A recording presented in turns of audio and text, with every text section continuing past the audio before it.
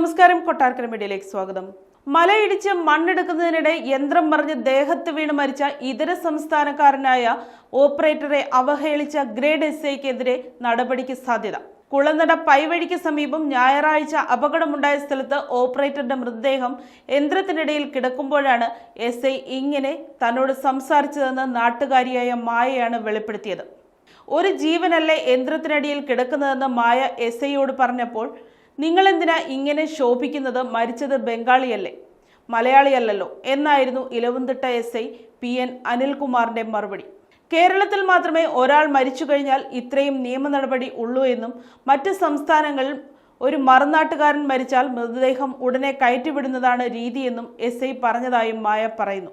ഇതോടെ നാട്ടുകാർ കൂടുതൽ പ്രതിഷേധമുയർത്തി. പന്തികേട് മനസ്സിലാക്കിയ SI അവിടെ നിന്ന് വേഗം സ്ഥലം വിട്ടു. SIക്കെതിരെ നടപടി ശുപാർശ ചെയ്തുള്ള റിപ്പോർട്ട് ജില്ലാ പോലീസ് മേധാവിക്ക് കിട്ടിയിട്ടുണ്ട്. കുളനട പഞ്ചായത്ത് അംഗം സന്തോഷ് കുമാറിന്റെ ഭാര്യയാണ് മായ.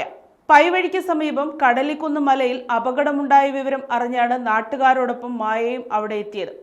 22 ദിവസമായി ഇവിടുത്തെ മണ്ണെടുപ്പിനെതിരെ സമരം നടത്തിവരുന്ന സമിതിയുടെ പ്രവർത്തകയാണ് മായ.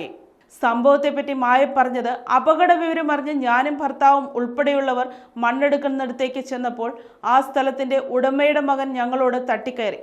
പഞ്ചായത്ത് പ്രസിഡന്റും അംഗവും അടക്കമുള്ളവരാണെന്നും അപകടമുണ്ടായ സ്ഥലത്ത് വരാൻ ആരുടെയും അനുവാദം വേണ്ടെന്നും ഞങ്ങൾ പറഞ്ഞു. അല്പം കഴിഞ്ഞ് SIയും 2 പോലീസുകാരും എത്തി. അവർ വന്ന ഉടനെ എല്ലാവരും സ്ഥലത്ത് നിന്ന് മാറണമെന്നും എല്ലാവരും മദ്യപിച്ചവരാണെന്നും SI പറഞ്ഞു. തുടർന്നാണ് മരിച്ചയാളെ അവഹേളിച്ചത്. ബീഹാർ ഭഗൽപൂർ ബാബൻഗാമ സ്വദേശി സൂരജ് കുമാർ ഷാ ആണ് യന്ത്രം മറിഞ്ഞ് മരിച്ചത്. മൃതദേഹം പോസ്റ്റ്മോർട്ടത്തിന് ശേഷം ബന്ധുക്കൾക്ക് വിട്ടുകൊടുത്തു.